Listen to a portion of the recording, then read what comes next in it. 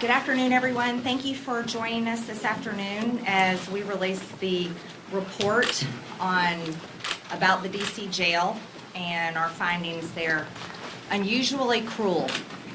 That's the title that we gave this report because this is the treatment that we found of the pre-trial January 6th defendants being held right here in Washington, D.C. in the jail.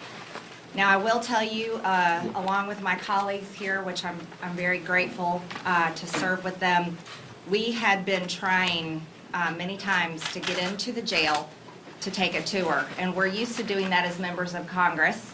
We're used to touring facilities, and it's never been a problem. As a matter of fact, normally we're welcome. But we were denied entrance by Deputy Warden Landerkin multiple times. As a matter of fact, she'd locked us out before. And it was clear that there was a lot to hide. Right now, what we have happening in America is a two-tier justice system. Let's all take a little trip down memory lane, shall we? In the summer of 2020, there has been an estimated number somewhere around 7,750 to over 10,000 BLM demonstrations. According to the press, approximately 6% of them were violent. That's 570 riots if you do the math there. But here's the deal, there was only one riot that took place here in Congress at the Capitol on January 6th. But what we have seen unfold has been unbelievable. It is a two-tier justice system. So we know that approximately 90% and more of Antifa BLM rioters have been released from jail. Their charges have been dropped. We know that in cities across America, there have been over $2 billion in damage, but here at the Capitol on January 6th, it's approximately $1.5 million. There's a clear difference. But yet we have a January 6th committee that Nancy Pelosi is leading that is nothing but a political witch hunt on Republicans and Trump supporters all across America and anyone that was at the Capitol on January 6th. What's happening to these people being held in custody is wrong, it's unconstitutional, it's a violation of their rights, and it is an abuse that I call on every single member of Congress to start paying attention to. We need investigations. It's outrageous. The American people are purely upset, disgusted, and cannot believe this is happening in our country, and I think all of us should be appalled. You see, this jail in Washington, D.C. has been known. It's had many reports of being a despicable place as early as 1976. U.S. District Court Judge William Bryant ruled the conditions inside the jail violated the 8th Amendment's ban on cruel and unusual punishment. In 2015, a report filed showed the jail was plagued by mold, vermin, and water leaks. 2016, the jail had to move 200 inmates because of excessive heat. In November 2021, the Marshal Service found the CDF to be inhospitable, but yet people are still being housed there. But the January 6th defendants are being treated differently on a whole nother level. They have been beaten by the guards. They are called white supremacists.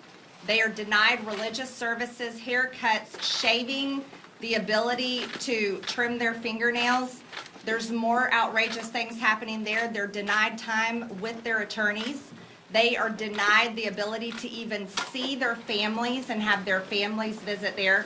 They're denied bail and being held there without bail. Many of these people have never been charged for a crime before. Some of them are veterans, and the treatment is unbelievable. They are told they have to denounce President Trump. They are told that their views are the views of cult members, even though these are men that every single night at 9 o'clock at night, they put their hand over their heart and sing the national anthem voluntarily.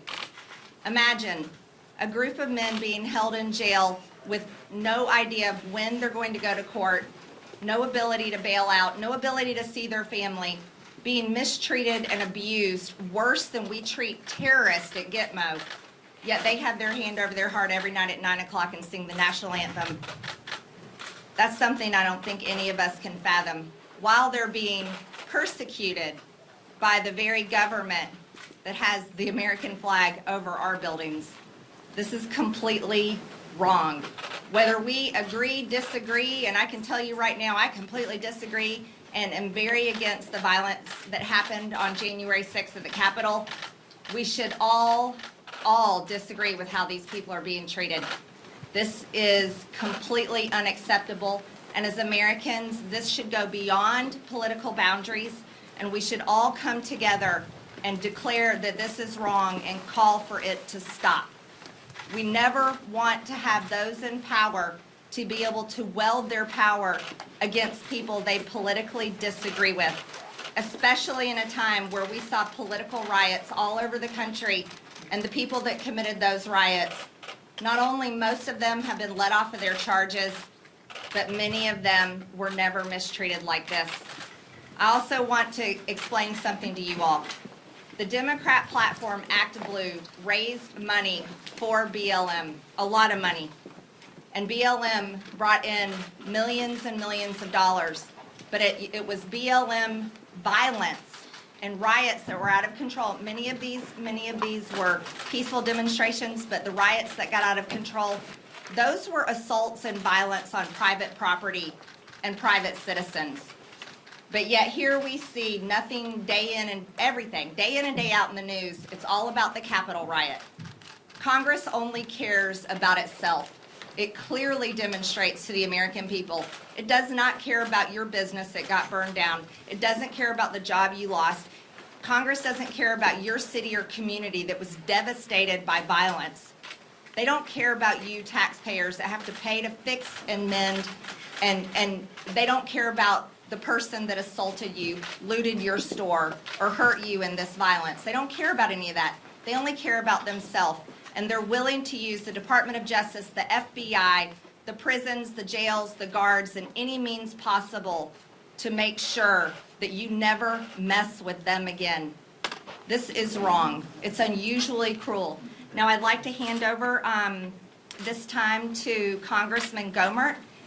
Congressman Gohmert was the other only member of Congress that was able to tour the jail with me that day because I was only given a little over 15 minutes notice in time to get there that I was going to be allowed to get in. So at this time, I'd like for you to hear from Congressman Gohmert. Thank you.